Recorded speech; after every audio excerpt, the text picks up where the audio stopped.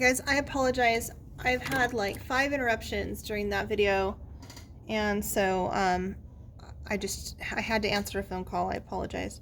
All right, so first let's go ahead and read what it says here before we move ahead. Transformations of the graph of the function f of x equals log base b of x can be used to graph functions in the form of g of x equals a times log base b x minus c plus d. Oh my gosh, that's a lot, right? Where b has to be greater than 0. We know that. B cannot be negative, right? You cannot have a negative base. It can't equal 1, right? 1 to any power is just 1, and which would be a straight line. And it says you can draw a quick sketch of each parent graph by plotting the points 1 over b, comma, negative 1, 1, 0, and b, comma, 1. So it says sketch the parent graph f of x equals log base 2x on the axes below. Then for each transformation of f, provide a verbal description of and sketch the graph. So we don't have to redo the table, right? We're using this graph though, right here. So this, I'm sorry, no we're not. We're using this graph right here, okay? So again, our parent function is right here. We're gonna sketch that function first. So just to remind you, I think I will rewrite the table so that we don't have to keep referring back. So we've got x, and then y equals log base 2 of x. And so our function was -2, -1, 0, 1, 2. And our x values were 1/4, 1/2, 1, 2, and 4. I'm even going to put one more point on here, 3, and then this would be 3 to the second power, or 2 to the third power would be 8. Okay. All right, so let's go ahead and sketch the parent. I'm going to do that guy in black. So 1/4, comma, -2, 1/2, comma, -1, 1, 0, 2, comma, 1, 4, comma, 2, and 8, comma, 3. So here is my parent. Again, this is f of x.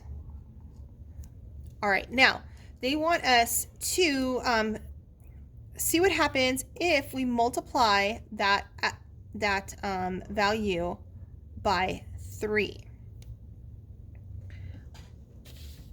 We're going to get a really messy graph in just a minute. We're going to have so many graphs on the same page. But what happens is if we're multiplying our y values by 3, if I put a 3 right here, all that's going to end up happening is I'm going to multiply each of these outputs by 3. And so my graph will now be -6 for the y value, -3. This would still be 0, and then 3, 6, and 9. So I'm going to do this one, right? G of x. It's 3 times this. So we've got 1/4, comma, -6, which is way down here. And then we have 1/2, comma, -3, which is right there. Still the same y-intercept. And then 2, comma, 3. And then 4, comma, 6. And my last one, 8, comma, 9 is going to go way off my graph, but it'll be up there. And again, this is g of x. So what I noticed is that this is actually a vertical stretch by a factor of 3. All of my outputs are 3 times greater.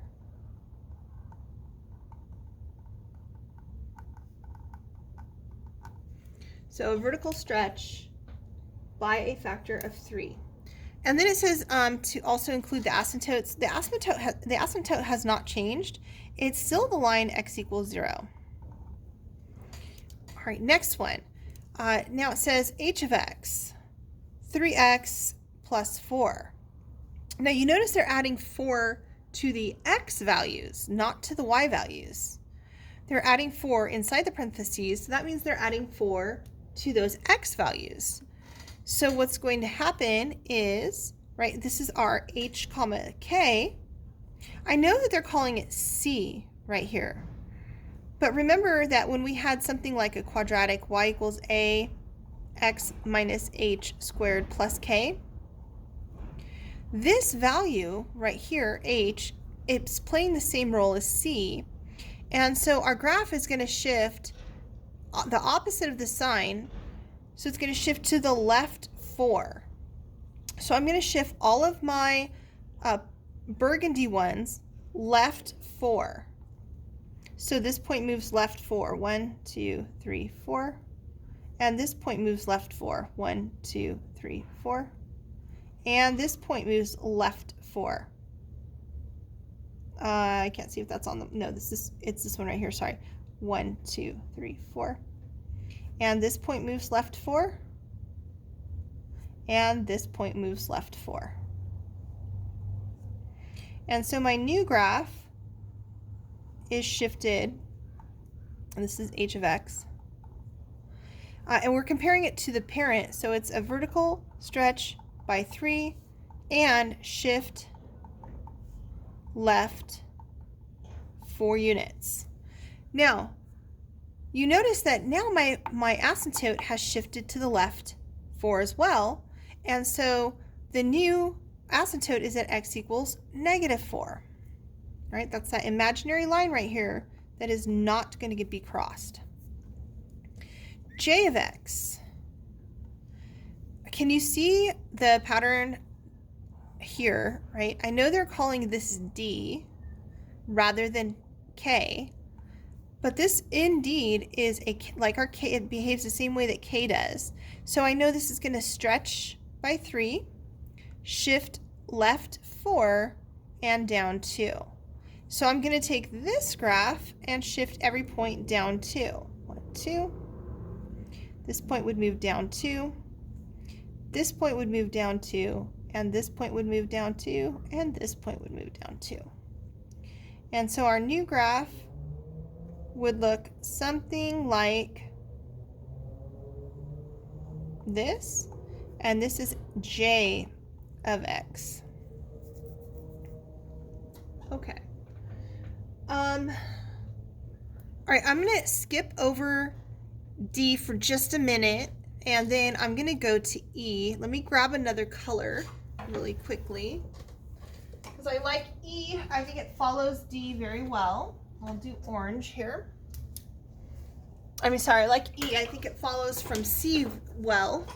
So this one, what has happened is that our A value, right, A is negative, and so what that does is it's going to take your parent, which was 3, this function, right, we're going to scale it by 3, which is g of x, and then we're going to reflect it across the x-axis. Oh, I also didn't talk about this guy right here. I'm sorry, I apologize. Let's go back to C. So we know it's a vertical stretch by 3, a shift to the left 4, and down 2. So stretch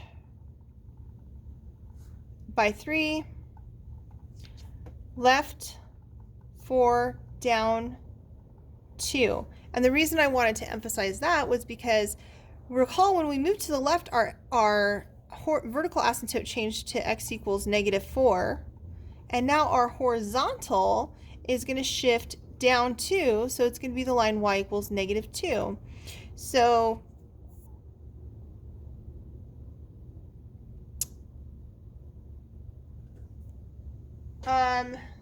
oh, actually, I think that that's not true. Let me look. Give me 1 second. Let me think about that. For number 5, yes, there's no vertical asymptote. I apologize. There would be a vertical asymptote if we were using the other function, so I apologize. Okay, the next one though, right here, which I said I'll do in orange, m of x. we're going to take the parent, which is f of x, stretch it by 3, which we already did here, and then reflect it. And so this point at -6 will be up here at +6. This point at -3 will be up here at +3. This point at 1, 0 will stay there. This point at 2, 3 will be at 2, -3. This point at 4, 6 will be at 4, -6. And so our graph will look something like this.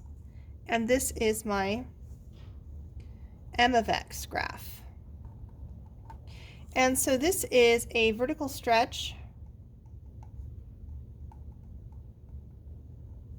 by 3, and then reflect across the x-axis.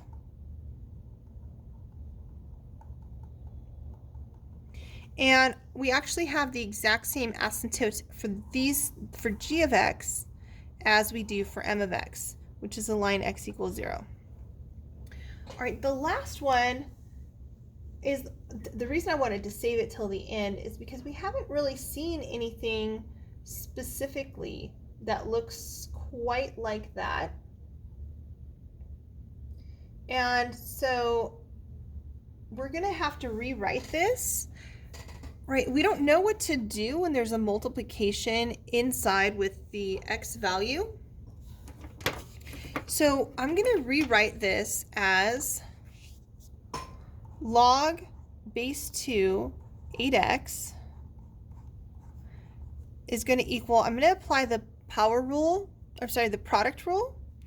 That would be log base 2 of 8 plus log base 2 of x.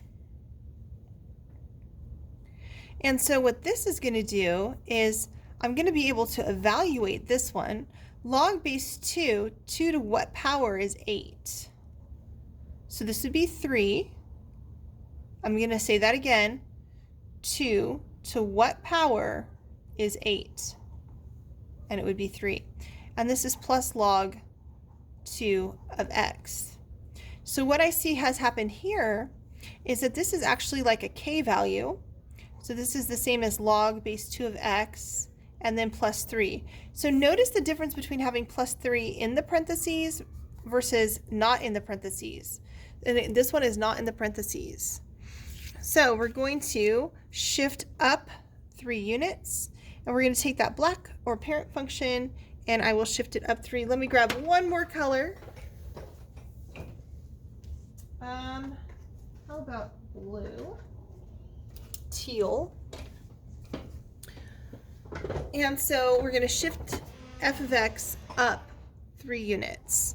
So this point will move up 3 units. 1, 2, 3. This point will move up 3 units. 1, 2, 3. This point will move up 3 units. 1, 2, 3. And this point will move up 3 units. 1, 2, 3. And this point will move up 3 units. 1, 2, 3. And 1, 2, 3. And my graph will look something like this. And so this is a shift up 3. And your asymptote is still the same. It is the line x equals 0. All right, that's a ton of stuff on one graph. I know it's gotten kind of messy, but hopefully you did use some colors to help you with that. So it says explain how the function j of x equals 3 log base 2 x plus 4 minus 2 can be entered on a graphing calculator using the common log key. Then graph the function in your graphing calculator and rewrite it, graph it, compare it, to your graph in 5C. So to do that, remember our calculator can't graph if it's not in a common base, right? So, which is base 10. So we're going to use the change of base formula. And so the change of base, just to remind you, right, the change of base is log base b of m is equal to log m over log b. And so in this case, our base is 2, and our m is right here. So this is m. and my base is 2. So I would rewrite this as 3 on the outside. And then you don't have to use parentheses. You can, but it's really not needed. But 3 log, this would be now x plus 4 over log 2, and then minus 2. You can write this in the numerator, right? Or you can write it out front. It doesn't really matter. But the 3 is over 1, so it would be in the numerator or out front. So you would graph this value in your graphing calculator. Let me see if I can get that entered the way that I want it. Let me clear these out. So I've got 3, I'm going to put parentheses around my numerator, 3 log x plus 4, and then close my parentheses, over log 2, and then I think I think the minus 2 will go at the end. I'm just not real comfortable with my calculator right now. I've never put a function like this in it. Let me see if this is going to do it. Zoom 6. Ah, it does. Yes. Yay. So we can compare that to h of x here, or sorry, j of x here, and see that it is indeed the same. You can tell it's crossing at 4 here, and it's crossing at 4 on your calculator as well. All right, guys, so flipping it over, it says, consider how parameters A, C, and D, and I'm just going to remind you that A is still A, C is like our H value, and D is like our K value, okay, from previous sections. It says, consider how the parameters A, C, and D transform the graph of a general log function. Use a graphing calculator to graph the parent function, f of x equals log x, and then for each transformation provide a verbal description of the transformation and the equation of the asymptotes. Okay, so I'll go ahead and graph that for you. So y equals, this one's easy, log x. Zoom 6. Okay. And then what's going to happen is that this is going to be a reflection across the x-axis.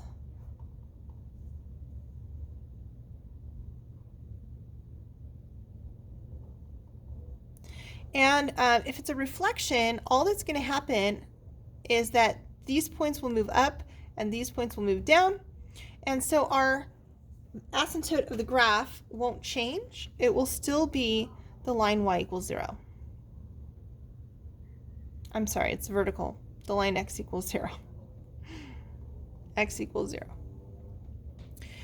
All right, the next one, we're scaling by a factor of 2. We also call that a vertical stretch. And so you can picture how this graph would just become taller. And so we would still have a vertical asymptote on the line x equals 0, or the y-axis. This one, I'm going to start changing up the colors so it doesn't all run together. This one, this is scale, or sorry, this is shift to the left 1. So if I shift to the left 1, my vertical asymptote, right, was here at 0. Now my vertical asymptote will be at -1. So that would be at x equals -1. This is going to be a reflect, stretch by 3,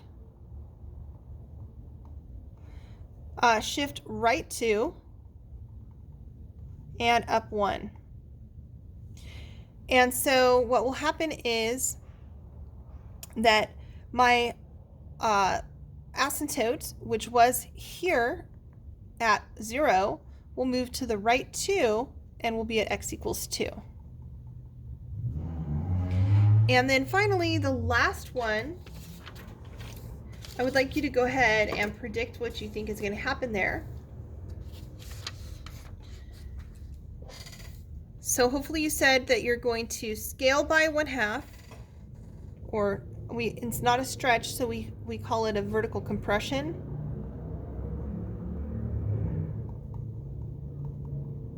And then this is not in the parentheses, so this is a shift downward. And shifts up or down won't change your axis of, your asymptotes of the graph. And so your asymptote is still the line x equals 0. Okay. So using a graphing calculator to perform part B, I'm actually not going to do that. We're going to skip over it. And that's because nothing really changes, right? Oh, I'm going to put x equals 0 here. Nothing really changes. The only difference is that we're using natural log. So instead, if you want to see how that's done in your graphing calculator, instead of using log, you use natural log and then zoom 6 it. So again, now you can see the graph. So I'm going to just verbally go through these. This would be reflect, compressed by 1/2, shift left 1. My asymptote would be x equals -1 for my asymptote. All right, this would be stretched by a factor of 2. Shift down, up 1. That would not affect my asymptote because I'm not moving side to side. This would be stretch by a factor of 3. Shift right 1. So if I shift right 1, my whole graph will be have an asymptote of 1. And this will be reflect and shift down. So again, my asymptote won't change. All right, guys, we're going to stop there. I hope that you try the check your understanding, and I will pick it up on the next video lesson. Have a good night.